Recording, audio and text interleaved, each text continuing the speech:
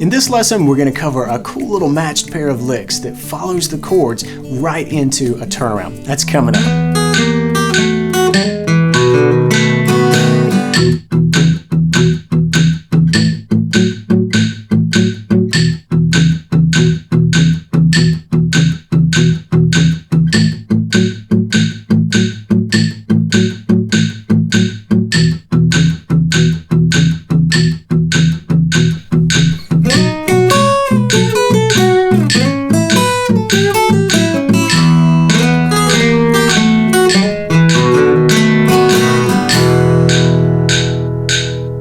Hey there, John here with the Blues Guitar Institute, and this is your Tuesday Blues, where we take cool acoustic blues ideas, concepts, licks, riffs, and we break them down into no-frills lessons because it's really about you playing the music that you love. And speaking of music that you love, I'm willing to bet that more than a few of you out there really love the Eric Clapton Unplugged album. I know I do. And one of my favorite moments, and what we're going to study today, comes from Before You Accuse Me. And it's at the end of the solo where the progression in bar 9 falls from the B, the 5 chord, because we're in the key of E, down to the 4 chord, A, before the turnaround.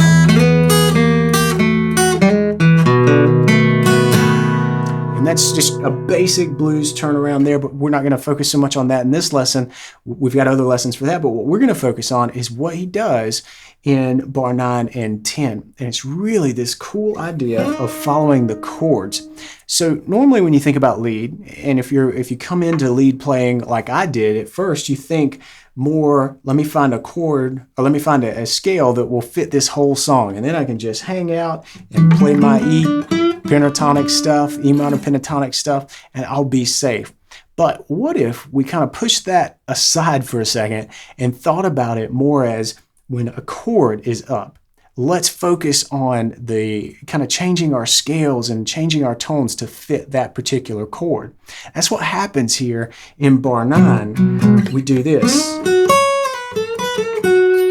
All right, and that's not the exact lick, but it's something pretty close and it'll get you in the ballpark. The idea is more about how we're now kind of getting out of the E minor pentatonic, E blues sort of tonality and really calling out tones from B, right? That's the major third of B. Really sweet note to play over that. And we're highlighting some tones that really work well over B. And then what we're going to do when the progression falls down a full step rather, into A for the 4 chord, we're going to do basically the same thing. All right, it's really cool, those 2 bars, just to have that sort of descending repeat of that line. Very cool. So let's take a look at the notes that I'm actually playing here. What I'm doing is sliding into the major third of B, right here on the 8th fret of the 3rd string. Then I'm hitting the F sharp on the 2nd string. That's at the 7th fret. Then I'm doing this little chromatic pull off from the 9th fret down to the 7th. And I'm playing with the timing there a little bit. I'm kind of pausing on the 9th fret for a little bit longer, just letting it hang, letting it drip with a little bit of blues and emotion there. So the pull-offs are actually pretty quick. You can even them out if you need to work up to that, but try doing this to get just a little more emotion out of those 3 notes. Or a little different emotion, let's say.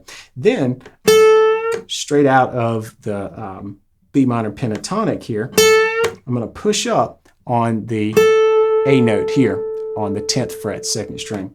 Real quick bluesy bend. Back to my B. Back to the A note on the 2nd string. And then come back to the F sharp. That's a cool note to hang out on.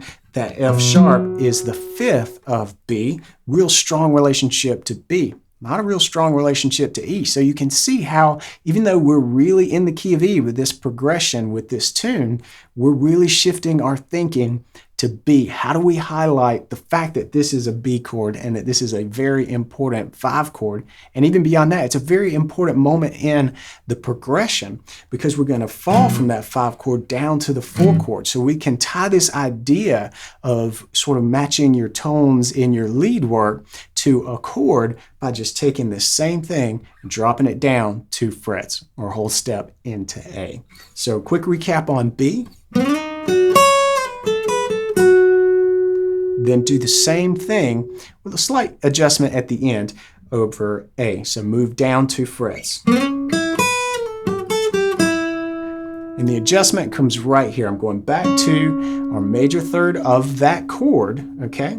So this is the major third of A, and then I'm gonna hit the open first string. Just a great spot to give me some space and let me get into a turnaround. So what's happening in the turnaround is I'm coming up to the B and the G sharp on strings 3 and 1, respectively, and then working my way down chromatically. Just a typical classic blues turnaround feel. Hammer into that G sharp on the 3rd string. Then I'm rolling over and hitting the B on the 5th string.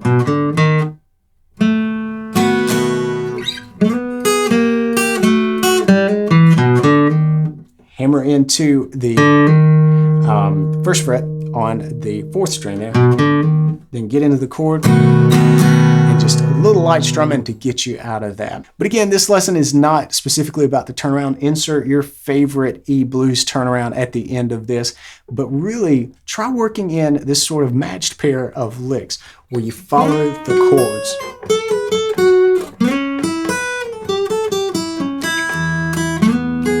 Tag on your favorite turnaround. You can hear this throughout the blues, not just Before You Accuse Me on the Unplugged album, but it's a great example and something that I think you should know and something I think you'll have a lot of fun putting into practice. You can use this in your own jams with your friends. Whole lot of fun, something you should know. If you're looking for a great place to get started with the blues, check out the Acoustic Blues Jumpstart. I've got 3 lessons for you, completely free. Just sign up and I'll send them out to you.